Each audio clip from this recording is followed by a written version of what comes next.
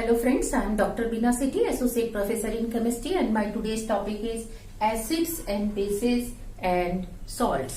Acid के बारे में सबसे पहले आप देखिए, जैसे अपने घर में आपने देखा सिरका, विनेगर, वो क्या है? एक एसिड है। सिमिलरली आप और जैसे दही जमाते हैं या आप नींबू का रस देखते हैं, वो सब एसिड्स होते हैं। एसिड्स का जो नेचर है वो सॉर होता है। ये सब टेस्ट में खट्टे होते हैं और कोरोसिव होते हैं। मीन्स अगर इसमें आप कोई मेटेलिक आइटम ज्यादा टाइम के लिए रख दो तो उसके ऊपर उसका कोरोजन हो जाता है, जंग लग जाती है उसके ऊपर। जबकि बेसिस जो है वो बिटर इन टेस्ट होते हैं, कड़वा होता है उनका टेस्ट, साथ में सोपी इन टच होते हैं। जैसे आप सोप को टच करते हो तो आपको थोड़ा सा सिल्की लगता है। सिमिलरली किसी भी बेस को आप टच करेंगे तो यू विल फील सिल्की और सोपी इन टच। दूसरा, अगर हम इनको केमिकली पहचानना चाहें तो हम क्या देखते हैं कि इसके सॉल्यूशन में, किसी भी एसिड के सॉल्यूशन में अगर हम ब्लू लिटमस पेपर डाल दें, लिटमस पेपर आते हैं छोटे छोटे से, आप उसके एक स्ट्रिप को फाड़ो और उसके एसिड के सॉल्यूशन में डिप कर दो तो वो जो पहले ब्लू कलर का स्ट्रिप थी वो किस में कन्वर्ट हो जाती है? रेड कलर में कन्वर्ट हो जाती है। और बेस के केस में क्या होता है? वो रेड कलर वाली स्ट्रिप अगर आप बेस के सॉल्यूशन में डालोगे तो इट विल टर्न ब्लू। अब इसको मैं यहाँ आपको याद करने की ट्रिक बताती हूँ कि जैसे बेस है, इसकी स्पेलिंग किससे स्टार्ट हो रही है? बी से। तो इसका मतलब इसमें लिटमस पेपर कैसा होने वाला है? ब्लू। तो बेस ब्लू, बेस जो है ब्लू करता है। तो अब इसका उल्टा तो आप याद कर ही सकते हैं कि भाई ब्लू को रेड करेगा तो वो क्या होगा? एसिड होगा। तो आप ऐसे इसको आपस में एसोसिएट करके याद कर सकते हैं।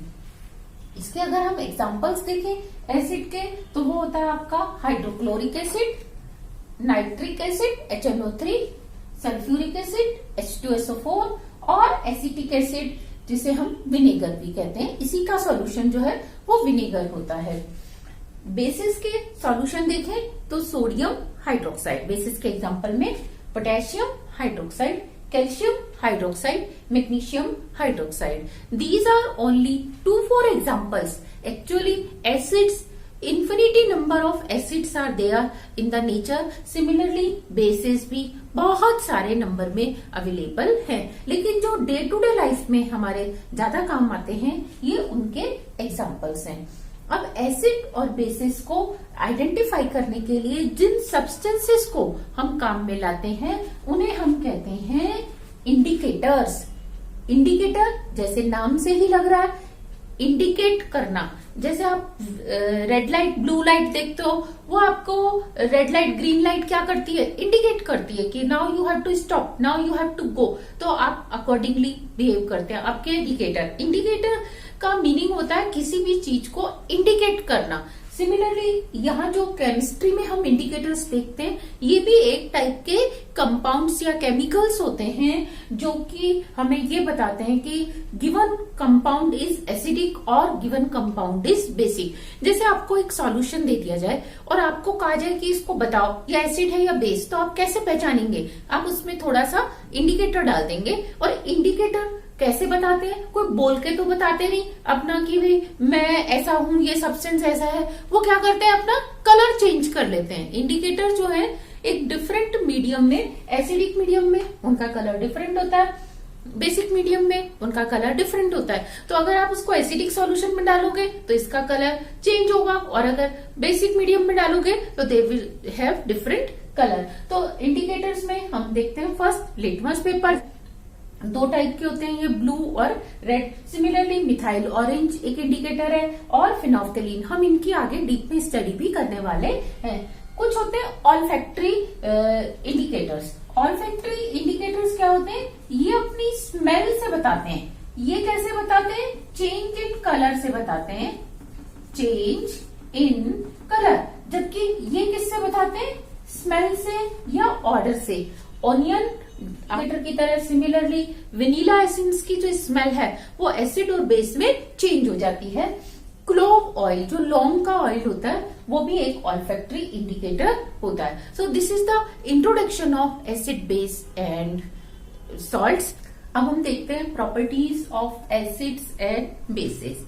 Properties of acid and bases में जो फर्स्ट प्रॉपर्टी है वो है रिएक्शन विद मेटल्स, क्योंकि एसिड्स और बेस दोनों ही मेटल से रिएक्शन करके ये इनकी कैरेक्टरिस्टिक प्रॉपर्टी होती है कि acid on reaction with metal give salt plus hydrogen, वो हाइड्रोजन गैस देते हैं। सिमिलरली बेस मेटल से रिएक्शन करके सॉल्ट और हाइड्रोजन गैस देते हैं। इसके हम प्रूव कैसे करते हैं इसका प्रैक्टिकल, कि एक हमने टेस्ट ट्यूब ली, टेस्ट ट्यूब में हम एसिड का सॉल्यूशन लेते हैं एक बार और उसमें हम जिंक ग्रेन्यूल्स डाल देते हैं। जिंक मेटल दानों की फॉर्म में होता है, तो हम जिंक के कुछ ग्रेन्यूल्स ऐड कर देते हैं। तो ये दोनों आपस में रिएक्शन करके सॉल्ट बनाएंगे और हाइड्रोजन गैस निकालेंगे। ये आपने कॉर्क लगा रखा है, कॉर्क के बाद ये डिलीवरी ट्यूब है, डिलीवरी ट्यूब से ये हाइड्रोजन गैस बाहर निकलती है। और यहाँ पे अगर हम जलती हुई मैच स्टिक, माचिस की तीली जलती हुई लेके जाएं तो हाइड्रोजन गैस कभी भी कंटिन्यूअस फ्लेम की तरह नहीं जलती। जैसे आप अपनी किचन में देखते हो कि गैस जलाई और वो कंटिन्यूअस जलती रहती है फ्लेम में, हाइड्रोजन गैस कभी ऐसे नहीं जलती। हाइड्रोजन गैस ऐसे पॉप पॉप की आवाज से जलती है और बुझती है, जलती है और बुझती है। तो हमें यहाँ पे पॉपअप की साउंड के साथ फ्लेम मिलती है अगर हम उसको माचिस की तीली के साथ गैस को रिएक्ट कराते हैं, जलती हुई माचिस की तीली के साथ। तो इट मीन्स इससे जो गैस निकल रही है वो कौन सी है, हाइड्रोजन गैस है। सिमिलरली हम एक बार, जैसे हमने यहाँ पे डाइल्यूट एसिड लिया था, हमने डाइल्यूट H2SO4 लिया तो ये रिएक्शन हुई। अब हमने डाइल्यूट NaOH का सॉल्यूशन ले लिया, पहले हमने डाइल्यूट H2SO4 इसके अंदर फिल किया था। अब अगर हम इसमें NaOH फिल करें और फिर उसमें दोबारा से जिंक ग्रेन्यूल्स डालें, तब भी हम क्या देखते हैं कि जो गैस निकलती है वो उसी तरीके से पॉपअप की साउंड के साथ जलती है। इट मीन्स मेटल बेसिस जो है वो भी मेटल के साथ रिएक्शन करके सॉल्ट और हाइड्रोजन गैस देते हैं। तो इसकी केमिकल रिएक्शन क्या होती है कि dilute H2SO4 plus zinc gives zinc sulphate. तो देखो इसमें ये नेगेटिव आयन था, -2, और ये प्लस प्लस के दो थे, +1+1। तो इन दोनों +1+1 को जिंक ने क्या किया, डिस्प्लेस किया।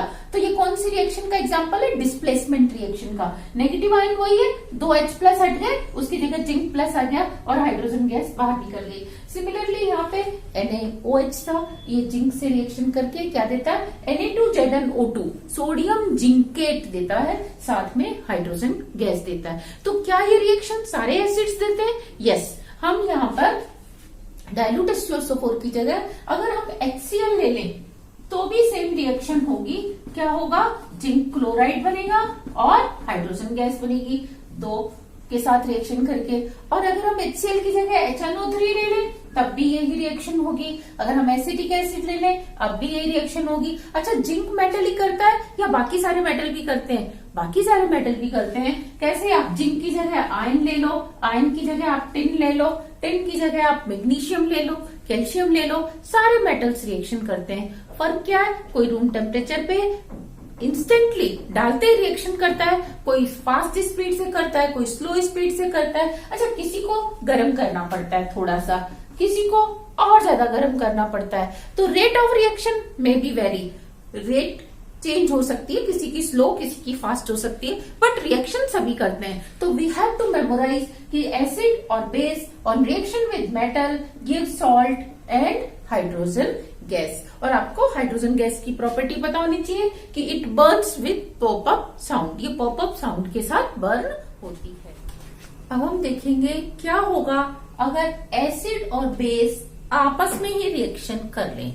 तो हम क्या देखते हैं, एसिडिक जो कम एसिड्स होते हैं वो H+ देते हैं और जो बेस होते हैं वो OH आयन देते हैं। तो ध्यान दो कि ये एसिड है HCl, इसके पास ये H+ है, NaOH के पास ये OH- है, ये प्लस और ये माइनस, Cl-।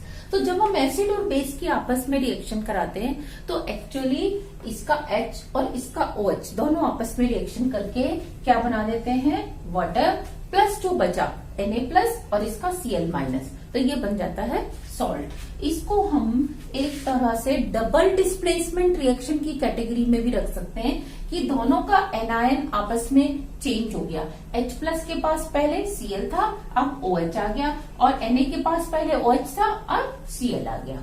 नेक्स्ट, अगर हम HCl की जगह H2SO4 लें, ये भी एसिड है, और NaOH की जगह हम पोटेशियम हाइड्रोक्साइड लें, ये भी एसिड है। तो इसमें H आयन क्या है? पॉजिटिव, इसमें OH आयन्स क्या है? नेगेटिव। तो H और OH इसके दो मॉलिक्यूल्स रिएक्शन करेंगे, तो यहाँ आपको दो वाटर मॉलिक्यूल्स मिलेंगे, प्लस दोनों, ये सल्फेट के ऊपर कितना चार्ज था? -2, और दो पोटेशियम आपस में मिलके ये बना देंगे पोटेशियम सल्फेट, सॉल्ट बना देंगे। तो acid plus base give salt plus water.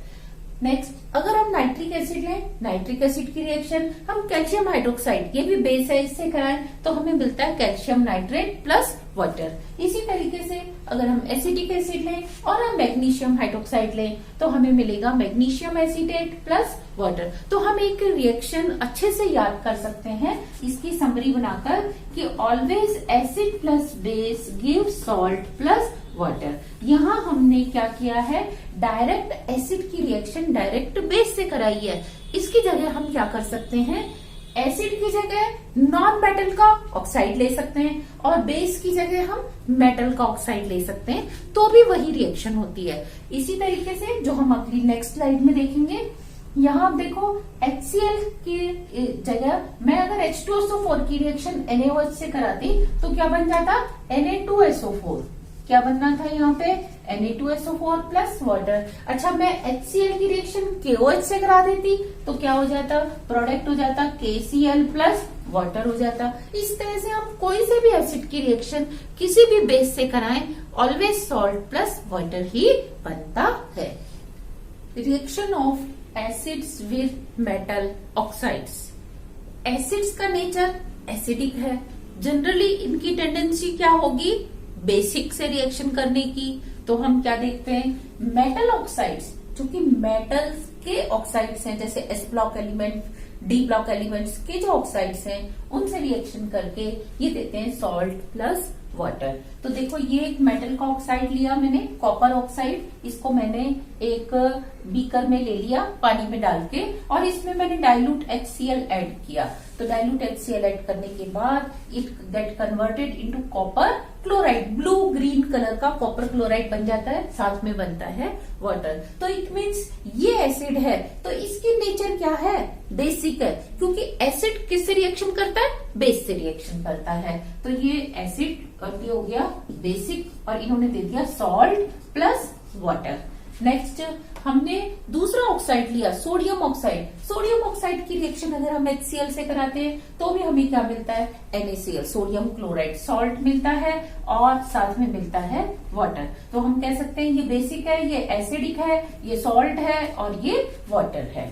Next, अगर हम रिएक्शन ऑफ बेस देखें विद नॉन मेटल ऑक्साइड्स, तो देखो इसका एक एग्जांपल तो हम पहले देख चुके हैं। कौन सा? जब हमने लाइम वाटर में कार्बन डाइऑक्साइड गैस को पास किया था। तो कार्बन डाइऑक्साइड गैस क्या है? नॉन मेटल का ऑक्साइड्स है। जो पी ब्लॉक पे जो पीछे वाली गैसेस होती हैं, जैसे ये आपकी पीरियोडिक टेबल है और ये पी ब्लॉक है, तो यहाँ पे कार्बन के नीचे सिलिकॉन, इधर नाइट्रोजन, फास्फोरस, फिर ऑक्सीजन, सल्फर, फिर इधर आपके आता है फ्लोरीन, क्लोरीन। तो ये वाली जो इनकी गैसेस हैं, इनके ऑक्साइड्स जो है, sulphur oxides, phosphorus oxide, nitrogen oxides, chlorine oxides, ये फास्फोरस ऑक्साइड्स, कार्बन के ऑक्साइड्स, ये सब क्या होते हैं? एसिडिक इन नेचर होते हैं। तो इसीलिए क्योंकि ये एसिडिक इन नेचर है और ये बेस है, तो बेस प्लस एसिड, देखो acid plus base, acid base plus acid क्या मिलेगा?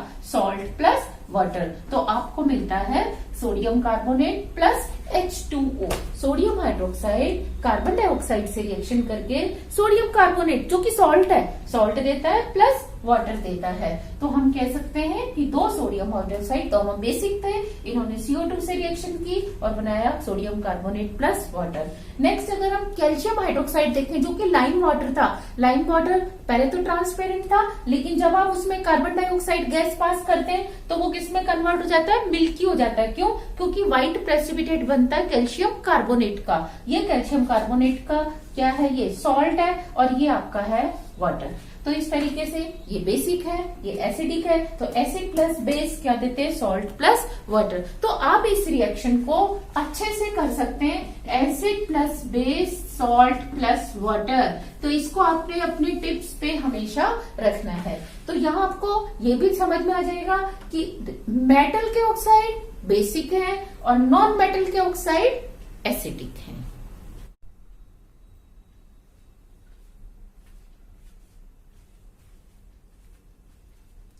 नेक्स्ट प्रॉपर्टीज ऑफ एसिड में हम देखते हैं reaction of acids with metal carbonates और मेटल हाइड्रोजन कार्बोनेट्स। इसको हम मेटल बाइकार्बोनेट भी कहते हैं, मेटल हाइड्रोजन कार्बोनेट को।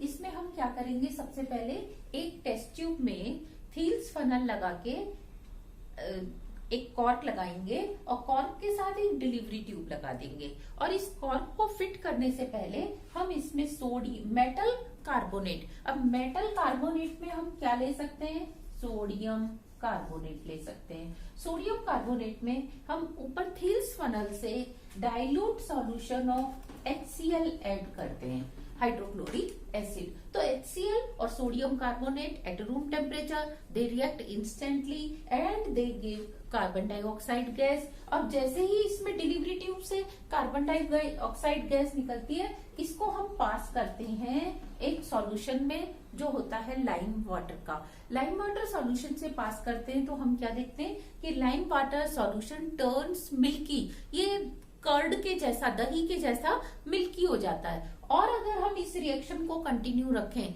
मींस और कार्बन डाइऑक्साइड पास करते जाएं, तो आफ्टर सम टाइम जो इसका मिल्की सॉल्यूशन था इट बिकम्स ट्रांसपेरेंट। तो आप कह सकते हो कि पहले सोडियम कार्बोनेट में आपने जब एसिड मिलाया तो कौन सी गैस निकली, CO2।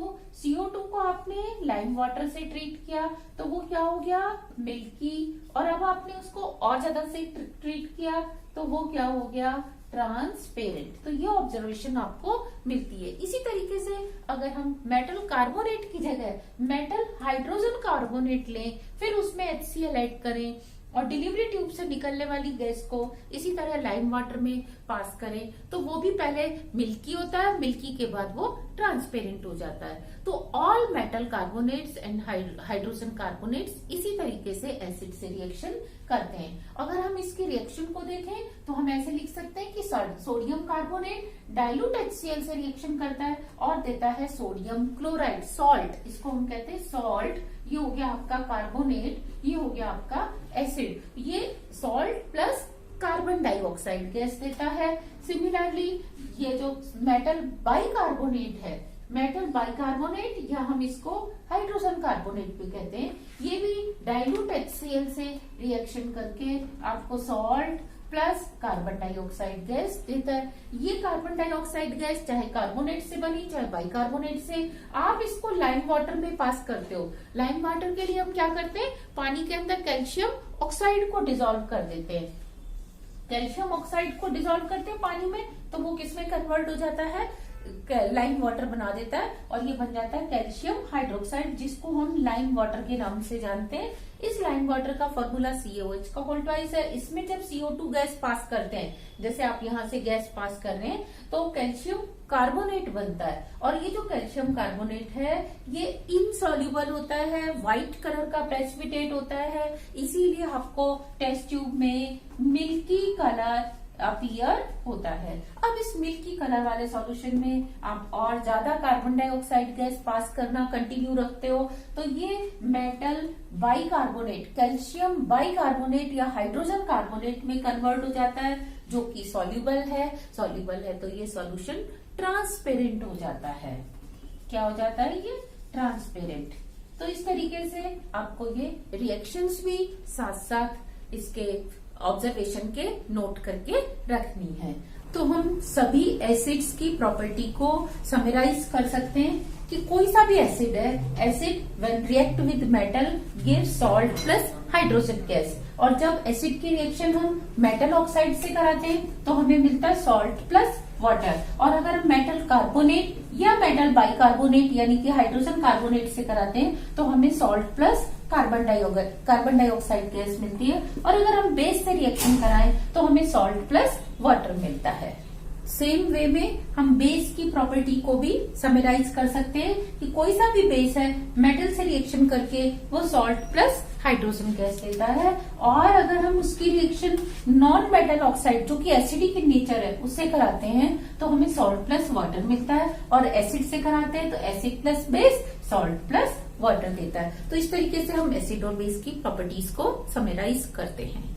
अब हम देखते हैं types of acids and bases. Type of acid and bases में एसिड्स भी दो टाइप के होते हैं, बेसिस भी दो टाइप के होते हैं। एसिड्स के टाइप होते हैं strong acid and weak acid. Similarly base के टाइप होते हैं strong base and weak base. अच्छा, स्ट्रॉन्ग बेस या स्ट्रॉन्ग एसिड क्या होंगे? आपने एक एसिड लिया या बेस लिया, उसको आपने वाटर में डिसॉल्व किया and if it get 100% ionised, 100% hydrolysed, अगर वो 100% आयनाइज होकर अपने आयंस में ब्रेक हो जाता है, अब आयंस क्या होंगे? इसके केस में H+ होगा और इसके केस में OH- होगा। तो जब आपने जितना एसिड लिया वो सारा की सारा डिसॉल्व होकर ब्रेक हो जाए तो उसे हम कहते हैं स्ट्रॉन्ग एसिड, या बेस को कहते हैं स्ट्रॉन्ग बेस। लेकिन आपने सॉल्ट लिया 10 ग्राम और वो डिसॉल्व हुआ 1 ग्राम, 0.5 ग्राम, 0.2 ग्राम, रेस्ट सॉल्ट ऐसे की ऐसे रखा रहता है, वो आयनाइज्ड नहीं होता, तो उसे हम कहते हैं वीक एसिड या वीक बेस। तो वीक एसिड वीक बेस में लेस देन 100%, क्या होगा इसमें? लेस देन 100%, पूरा 100% कभी भी नहीं होगा, और ये क्या होगा? ऑलमोस्ट 100%, मीन्स बहुत ज्यादा। जरूरी नहीं है कि कंप्लीट 100 हो, 99, 98% अगर वो हाइड्रोलाइज हो रहा है, आयनाइज हो रहा है, तब भी हम उसे स्ट्रॉन्ग कहते हैं। सिमिलरली स्ट्रॉन्ग बेस में वो क्या होगा? इक्वल टू या ऑलमोस्ट इक्वल टू होगा 100% के, और ये होगा लेस देन 100%। अब लेस देन 100% में वो 80% है तब भी वीक है, वो 20% है तब भी वीक है, 10% डिसॉल्व हो रहा है तब भी हम उसे वीक कहते हैं। तो आपको कुछ एग्जाम्पल्स हमेशा याद रखने, उसी से आपके आगे की स्टडी आपका बेस बनेगा। तो स्ट्रॉन्ग एसिड में आपको 3 नाम हमेशा याद रखने हैं, वो हैं हाइड्रोक्लोरिक एसिड, नाइट्रिक एसिड और सल्फ्यूरिक एसिड। ये तीनों आपने अच्छे से याद रखने हैं कि ये स्ट्रॉन्ग एसिड है, इन्हें हम वाटर में डिसॉल्व करेंगे, they will get 100% ionised. Similarly weak acids में आपको जो याद रखना है वो रखना है एसिटिक एसिड और hydrogen cyanic acid, oxalic acid, H2C2O4, oxalic acid, benzoic acid. ये क्या होते हैं? 100% आयोनाइज्ड नहीं होते, कम होते हैं, कोई 40% होता है, कोई 17% होता है। तो इन 3 के अलावा और भी कई हैं, जैसे परक्लोरिक एसिड है, फ्लोरिक एसिड है, ये सब भी स्ट्रॉन्ग है, लेकिन आपको कितने पढ़ने हैं? 3। और यहाँ आपने कम से कम इसको जरूर याद रखना है कि ये आपका वीक एसिड है, ये भी वीक है, और इनको आप कम याद रखेंगे तो भी चलेगा। Next strong base. Strong base में जितने भी आप देखते हैं पीरियोडिक टेबल में फर्स्ट ए ग्रुप में लिथियम के अलावा sodium hydroxide, potassium hydroxide, rubidium hydroxide and caesium hydroxide, ये 4 हाइड्रोक्साइड जो कि एक OH रखते हैं, they all are strong base. ये स्ट्रॉन्ग बेस है, लेकिन लिथियम हाइड्रोक्साइड भी फर्स्ट ए का ही है, वो उतना स्ट्रॉन्ग बेस नहीं है। तो इसके अलावा जितने भी बेस हैं, जैसे कोई मेटल है, आप वो उसका होल्ट वाइज है, अब आप मेटल की वैल्यू क्या रख सकते हैं? कॉपर रख सकते हैं, आयरन रख सकते हैं, स्ट्रोंशियम रख सकते हैं, बेरियम रख सकते हैं, कैल्शियम रख सकते हैं। तो कोई सा भी डाई हाइड्रोक्साइड है वो हमेशा वीक होता है। इसी तरीके से कोई सा भी ट्राई हाइड्रोक्साइड है, जैसे FeOH का होल थ्राइस, एल्यूमिनियम हाइड्रोक्साइड, ये सब क्या होते हैं? वीक। तो क्या सारे मोनो हाइड्रोक्साइड्स स्ट्रॉन्ग और सारे डाई ट्राई हाइड्रोक्साइड्स वीक होते हैं? देखो, ये तो सब वीक होते हैं, ये कंफर्म है, लेकिन ये सारे मोनोऑक्साइड स्ट्रॉन्ग हो ऐसा जरूरी नहीं है। कुछ मोनोहाइड्रोक्साइड्स वीक भी होते हैं, जैसे आपने लिया अमोनियम हाइड्रोक्साइड, आपने लिया लिथियम हाइड्रोक्साइड, ये दोनों क्या है? वीक हाइड्रोक्साइड्स हैं, वीक बेस है। तो इस तरीके से जब आप इतनी टेबल याद कर लेते हैं तो you can easily attempt each question of your syllabus. Next, अगर आप इसमें सॉल्ट की बात करेंगे तो अब आप बताओ कितने टाइप के सॉल्ट आपको मिलने वाले हैं। अगर इसमें से कोई एसिड स्ट्रॉन्ग बेस से रिएक्शन करे स्ट्रॉन्ग एसिड का रिएक्शन स्ट्रॉन्ग बेस से हो, तो दोनों ही पार्ट स्ट्रॉन्ग है तो ये टाइप 1 सॉल्ट हो जाएंगे जब दोनों स्ट्रॉन्ग से बने हैं। फिर आप स्ट्रॉन्ग एसिड की रिएक्शन करा सकते हैं वीक बेस से, तो आपको ये टाइप 2 सॉल्ट मिलेंगे जिसमें एक चीज बेस वीक है। फिर आप वीक एसिड की रिएक्शन करा सकते हैं स्ट्रॉन्ग बेस से, तो अब देखो ये स्ट्रॉन्ग है ये वीक है, तो ये आपके पास हो जाएंगे टाइप 3 सॉल्ट। और टाइप 4 सॉल्ट क्या होंगे, जब दोनों वीक हैं, यानी कि आपने रिएक्शन करा दी वीक एसिड की और किससे, वीक बेस से, तो ये हो जाते हैं आपके टाइप 4 सॉल्ट। इनके हम example first category of salt देखते हैं जिसमें हम देखेंगे strong acid and strong base. ये HCl, H2SO4, HNO3 और 3 are strong acids, NaOH, KOH, NaOH, ये क्या है, strong base.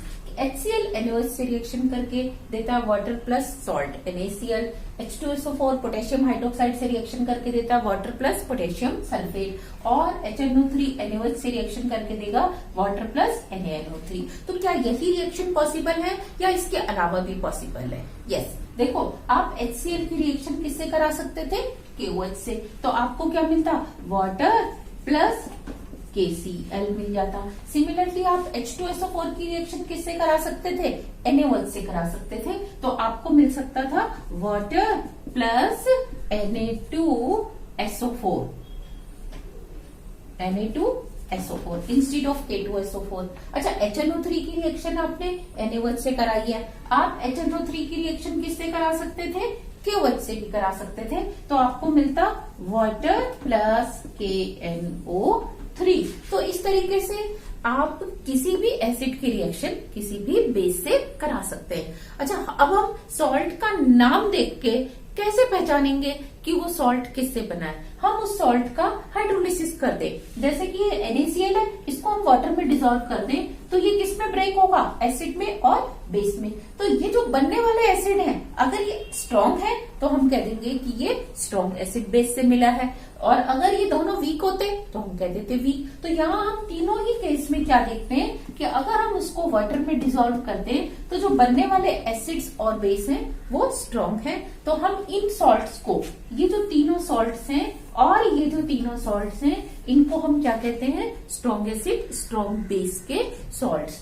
Next category of salt में स्ट्रॉन्ग एसिड वीक बेस, ये तीनों स्ट्रॉन्ग एसिड है और ये तीनों वीक बेस है, ammonium hydroxide, calcium hydroxide, lithium hydroxide. जब हम इनकी रिएक्शन इससे कराते हैं तो हमें मिलता है वाटर प्लस अमोनियम क्लोराइड, इसमें हमें मिलता है वाटर प्लस कैल्शियम सल्फेट, और इसमें हमें मिलता है वाटर प्लस लिथियम नाइट्रेट। और अगर हम इनको वाटर में डिसॉल्व करें तो हमें क्या मिलने वाला है, अगेन एसिड तो स्ट्रॉन्ग मिलेगा और बेस हमें क्या मिलने वाला है, वीक। अगर HCl की रिएक्शन कैल्शियम हाइड्रोक्साइड से कराएं तो हमें बताओ क्या मिलेगा, हमें मिलेगा कैल्शियम क्लोराइड। और अगर हम अमोनियम हाइड्रोक्साइड की रिएक्शन H2SO4 से कराएं तो हमें मिलेगा अमोनियम सल्फेट। तो इस तरीके से जरूरी नहीं है कि आपको जो लिखी गई है रिएक्शन आपने इसी को याद करना है, आप इसके अलावा अपने हिसाब से भी रिएक्शन को बना सकते हैं। HNO3 की रिएक्शन लिथियम हाइड्रोक्साइड से आप कैल्शियम हाइड्रोक्साइड से कर दें तो आपको मिलने वाला है वाटर प्लस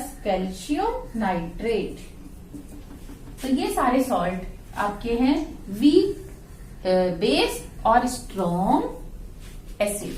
इस कैटेगरी ऑफ सॉल्ट में weak acid strong base, weak acid strong base में एसिटिक एसिड, मैंने एग्जांपल लिया वीक एसिड का, strong base sodium hydroxide and potassium hydroxide, when they react with each other they give sodium acetate and potassium acetate along with water. और अब हम इन salts को वापस water में डिसॉल्व करें तो they give strong base and weak acids. Next, अगर हम वीक एसिड और वीक बेस लेते हैं तो दोनों ही चीज वीक होने पर आपको जो सॉल्ट मिलेगा वो वीक एसिड वीक बेस का सॉल्ट कहलाएगा, और इसको जब हम वापस पानी में डिसॉल्व करेंगे तो you will get weak acid and weak base. So this was all about introduction of acids, bases and salts. Thank you.